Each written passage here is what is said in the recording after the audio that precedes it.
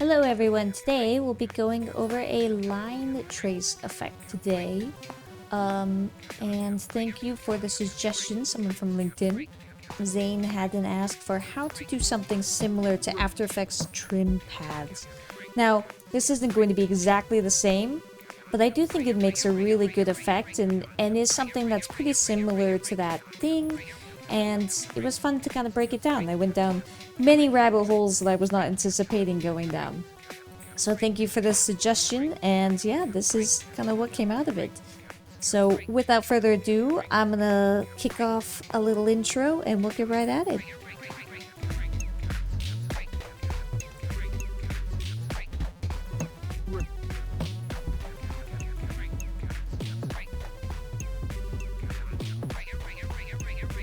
Alright, this is our widget. It's pretty simple. And here's a bunch of the materials that are going on. Now the trick with this is actually the texture. Generating the texture is 100% the battle here. There's some good tips and tricks that hopefully I'll go over at the end. That will kind of get a sense of what's going to make a good texture that does this. Most of the time you can get this effect around the border, around the circle very easy with the radial mask, or there's other masks in the UI Material Lab that can do this. This is for those sort of inorganic shapes, or you want to change the order that the way you're line tracing. So tracing around the logo, tracing here's kind of like a fingerprint look that I put together for this. So that's sort of where this technique shines, is tracing non-predictable patterns that couldn't just be a radial mask, because almost everything could be done by a radial mask if it's circling and the shape is symmetrical. You could pretty much get away with a radial mask for most of it. Maybe not the math-wise of things, but let's actually break down what the texture is doing, and then I'll kind of show you who helped me first get this, and then we'll break down some more stuff. So this is my texture here. I'm using Affinity Designer, but this could be done in After Effects. It could be done in Inkscape and Blender. I'm going to try to link some tutorials here with free software and paid software in the description so that you can kind of set this up yourself. So I've basically channel packed these three channels in here. We've got our red. That's just the general mask. This is what we're going to mask so that we don't have any artifacting in our final texture. And then this is actually the meat of it, is this along the path gradients in the green channel that it's doing here. And so how I did this in Affinity is I just took a regular old gradient, I made a bunch of them, and then you can import something as a textured image brush. So basically I just exported all my gradients as PNGs, re-imported them in, and then this is basically a way that you can put this on your stroke, on your effect here. You can see it's doing the brush. Now I didn't make the brush perfect, and you'll see it in some of the other cases, but that's generally it, and I've channel packed it together to look like this. So that's how this works.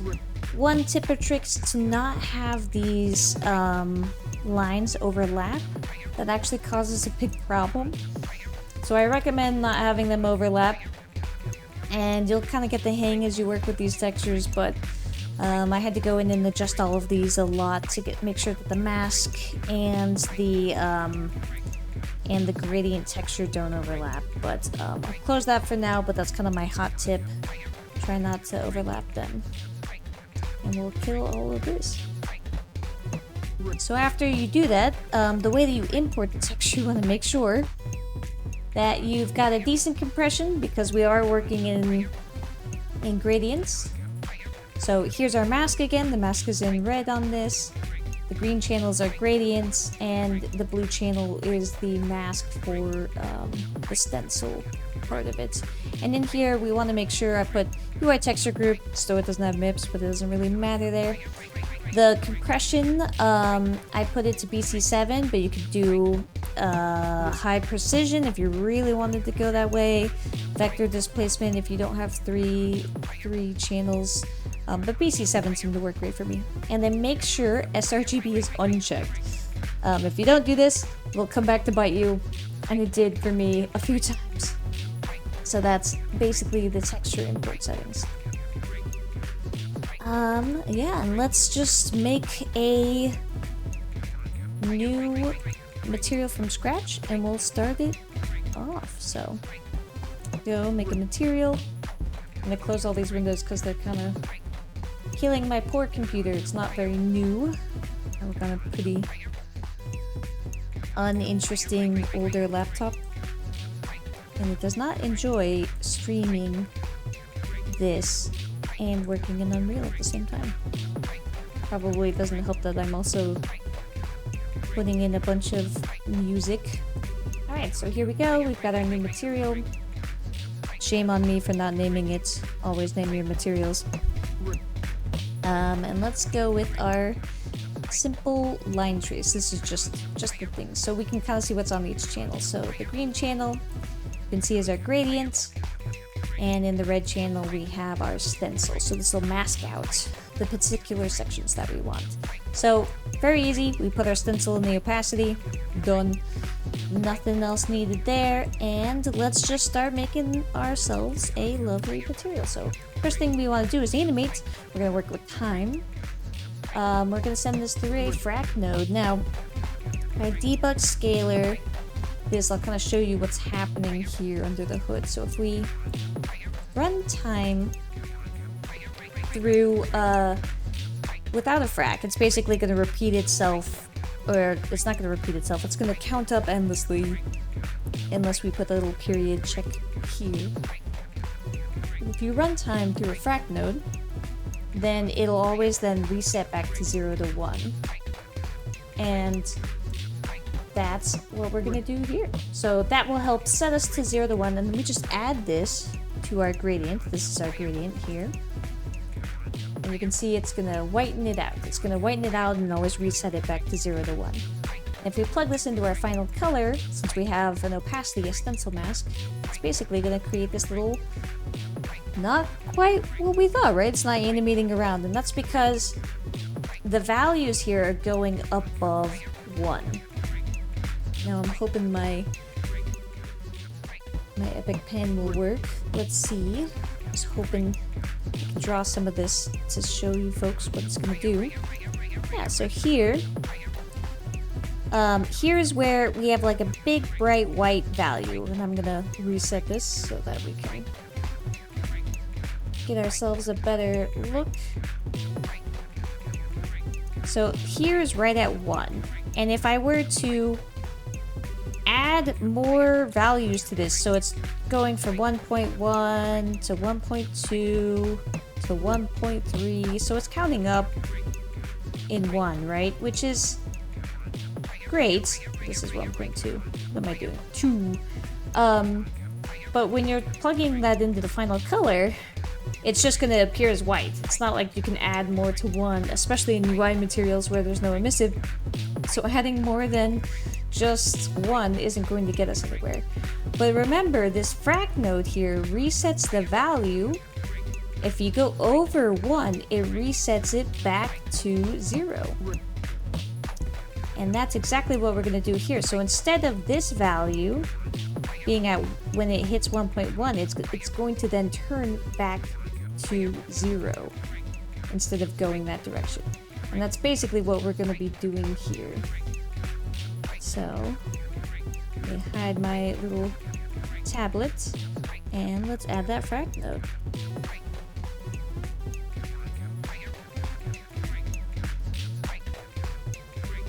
And that's probably what everyone is anticipating. That's easy. There's a couple things wrong here, but first let's slow it down.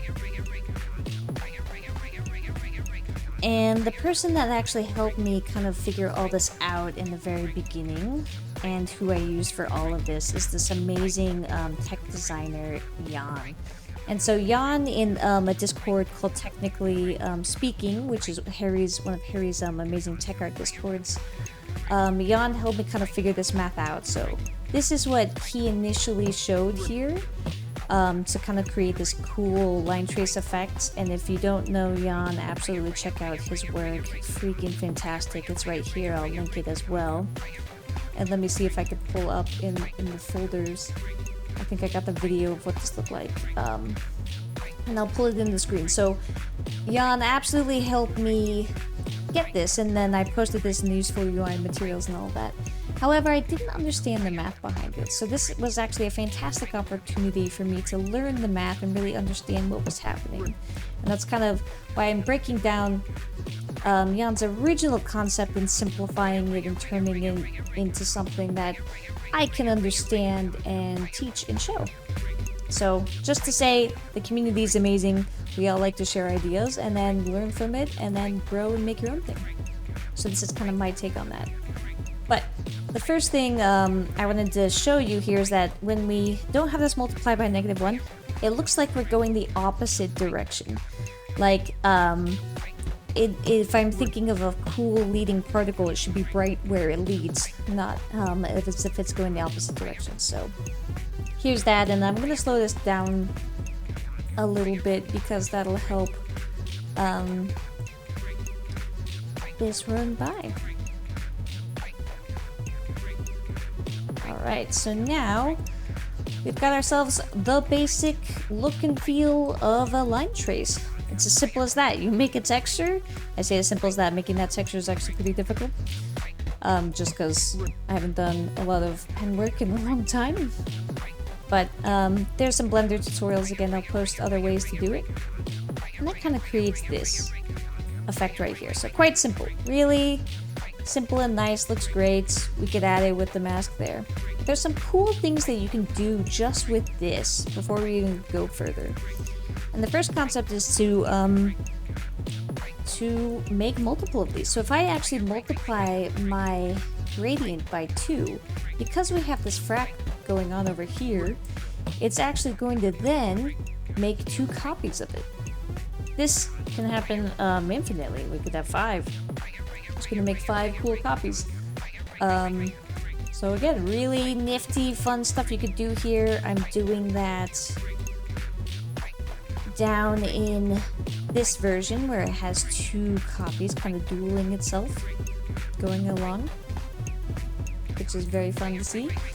But let's also talk about mirroring. Like, we can mirror our gradient and get another really cool effect. And how I like to mirror things is if I take a UV coordinate, I mask out one of the channels. We're just going to mask out G. If we were to preview this, this makes a lovely gradient that goes from 0 to 1. And if we were to plot on a graph, we can see this as a very simple line here. So here's a cool line graph of it. But I want to mirror this, so I want it to be start dark, be at 1 in the middle, and then end at 0, right? So instead of a line, I need to make a pyramid. So how do I do that? What I like to do is I like to do a constant bias scale. I like to remap my ranges to be to -5 and 2. Oh, well, or that's the constant bias scale that I'm going with, and that'll remap the ranges to be -1 to 1. And what you'll see in the gradient is all the way this black area is going to be in the negative. See, on the plot on the graph, it's on the negative. And then up here, it's going to go to 1. And the thing that I do after that is absolute this, so that anything that is negative turns into a positive. And there we almost have it. It's just the wrong direction. The triangle is an inverted pyramid, and we probably want a pyramid. Or I guess it's not a pyramid if it doesn't have the other side, but we won't tell any geometry folks about that. They will never know. So the easiest way to do that is to 1 minus. We invert anything that's 1. And voila! Now we have a lovely little mirrored gradient. And you can kind of see it here. That's what it looks like. So before we started with a linear gradient, and now we ended up with like 1 is perfect in the middle and the feathers off on the edges. This is a way that we can actually mirror anything, including our previous gradient. So I'm going to get rid of this. We're going to plug in our gradient into this. And it's going to look a little weird. Not too different, but what it makes instead is it's going to grow the contents from either side and then meet. And that's kind of the cool, so it's gonna like join at either end and then meet in the middle. So it's kind of doing this fun little mirror effect. And we could not do the 1 minus, it'll flip the direction to be the other way instead. So that's a cool little nifty trick there, and I'm actually using it here in the middle one. You can see it in action where it's both coming from the same side and then both of them going up that trail. And you can apply the same concept over here where you multiply it by 2 because of this frac over here. This doesn't matter. And now we have 2 copies of it spawning from that origin point, and we can say 5, and 5 will spawn from that origin point and give you an interesting effect here. So that is one cool thing, but that's not the only place that we can use this. We can actually use this, and this is why it's useful to have the frac here. We could actually remove this frac, and the math would be exactly the same. But this frac is handy when we want to manipulate time. Maybe we want time to, instead of go linear 0 to 1, it's going to ping pong and go back and forth, and that's what this is going to do. It's going to mirror time. So we're going to plug that in. And now we're mirroring time, and we could actually do it both, so it'll be... Let's do it also on this, and then we'll have both instances all mirroring each other. And that's cool, that's something like that. So I think I'm using the ping pong time effect over here. Yeah, it looks like I'm doing it with a multiple of 2. So it's kind of like sound effects always included every time you make materials. Awesome. So simple as that, and that already makes a lot of cool effects. Another thing you could do is change time with a curve atlas parameter. If you wanted, you could do this with math too. But I find it easier to work with a curve atlas parameter where you can like control the graph. But let's find me my atlas. And I already have my animation trace here. And I'm gonna load up and we'll see what our little curve looks like. So we have on the red channel, which is the only one that I'm using, we have a nice little kind of S curve going on here. So it's gonna start fast, slow down in the middle, and end fast. That's what this curve should be doing. And so if we plug that into here, it's then going to apply. Starts fast, goes long in the middle, and so it kind of changed how time works. And we can either do that in either the texture, or we could put that in the time. No, but here's also a cool way where you start really slow and end fast. So if I just save this cool param, whoo, you can see it's going really fast. Or we could use that in the time instead. This is again why you would have the frac here. We plug that in. You can see the time is doing that same thing. We can also, again, smooth this out a little bit, so it's more of an S curve. And yeah, it's gonna kind of go fast at the beginning and the end, and slow in the middle. So you can also use a curve atlas parameter to kind of control and manipulate time there. But let's do the last part, which took me, I want to say, an embarrassingly long time to figure this out. I did all sorts of things like sphere masks, and I mean, we could open up some of the materials and see the tons of ways I tried this. But what we want to do is we want to shorten the tail. We want to shorten that tail to do kind of more of that After Effects trim paths. And that I'm going to do with a smooth step. You don't have to do a smooth step, but I found that this was the easiest thing for me to work with.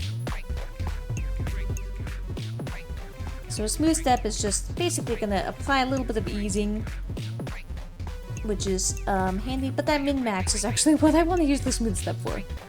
I mean, it's nice that it eases stuff in. So if I put this to 0.1, that's the effect I want, but it's inverted, right? I want a tail that is 0.1 length. And so I can, and minus in the final color. That's actually going the wrong direction. Or I can't even tell if it's, yeah, it's going the wrong direction. And the 1 minus node, I find that's a lot of effort. I'm actually just gonna flip these values here, and that will actually invert it. There could be some cons with that, but that's just what I found. But again, it's the wrong direction, right? The tail is leading and not the bright spot, not the hot spot. So I'm gonna ignore this -1 here. We're gonna set it aside, and now we're going the right direction. Now the bright spot of it is leading here. So if we put 0.5, and we've got a cool tail that's always going to be half. And there's this little artifact here, down at the bottom here, and at the top there. That is because of my texture and the way that I set it up was incorrect, but that wouldn't affect it if you didn't do what I did, which I didn't make my brush texture perfect at the edge, and this is why I'm in this pickle. But that was just it's a me problem. That is not, shouldn't be an anyone else problem. So that's cool. We also, all the same things apply here. If you multiply by 2, we're gonna get 2 copies of this tail going along. If we do this, it'll ping pong back and forth, and that kind of did that other effect. So yeah, that's what makes this effect here. You can see the tail really short here, so you can kind of see it tracing around the words. It's a fun effect there.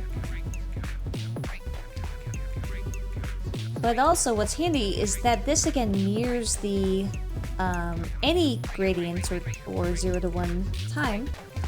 So what we can do here is we can actually apply this after our harshness. If we wanted a gradient to say start at 0, then go to 1 in the middle, then end at 0, that's exactly what we can put here.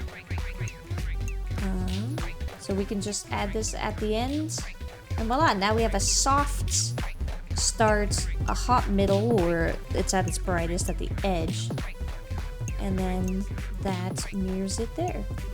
So kind of taking Jan's amazing work, simplifying it for my understanding, and trying to simplify it so I can understand the math really well, and then trying out a bunch of cool and interesting things. We can unplug this, put it back. We can actually have it super tiny, which kind of defeats the purpose of the gradient maybe. It's not too bad. And that's a really cool effect that we have going on here.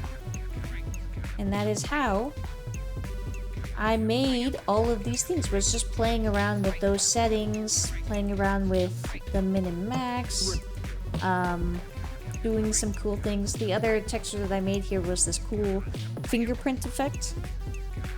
And let's open up that. So this is the texture. I kind of modeled it after a fingerprint. Again, I'm thinking organic shapes that are really unique, and this one is clever. And I might pull up the Affinity Designer to show this off.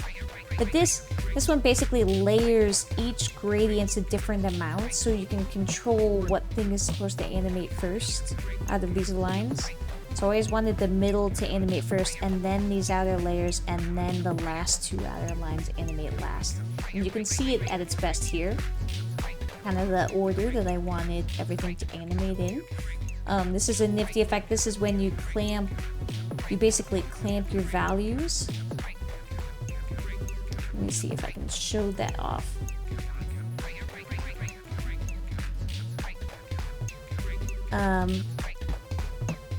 So if I clamp my values at 0.2, it's going to make a chip or divot out of it, and then however big this value is how big your chip, your divot is. So 0 is obviously going to be nothing. 0.1 is a tiny little divot that you're chipping out of it. 0.5 is you're removing half of it. You're only showing half of it, but it's a way to kind of remove the tail, but have a little divot in, or essentially this. If you don't want to use the smooth step, right? This is a step. This is a step function here. So this would be in the Y or the X, and that would basically be what this is doing. So that's a fun way. We can also get into, there's so many places that you can take this where we could control the tail of the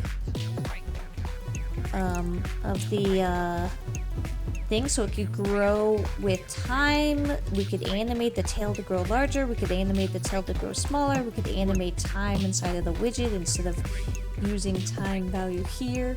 There's a bunch of stuff to kind of expand this further. We could add more particle effects, we could add UV distortion to make it look like it's more of a lightning-y blur, lightning-y random. We could add wobble. There's a ton of stuff to do with this. But the tutorials are getting quite long, and I've rabbit holed plenty. I'll show you maybe which one will be a good rabbit hole. I think this is maybe a good rabbit hole one. You can see all the variations I keep trying and rabbit holding down. And this isn't even all of them. There's tons of ways that we can kind of take this further, so if you're interested in that, let me know. Other than that, I just wanted to show some really cool effects, things that you can do with gradients, things that you can do with the texture, and then manipulating that texture because a gradient is 0 to 1, and turning that into something like mirroring it, and multiplying it with a frac, and making copies of itself. So, just a fun way to think through textures and lines. Yeah, and that's probably going to end it for today. But if you are interested in some more tutorials and other things, let me know about either line trace or more effects that we can do on the line trace. I'm totally open to doing another go at it. It's very fun to explore cool ways that this works. So I hope you enjoyed this tutorial, and I'm gonna end it there.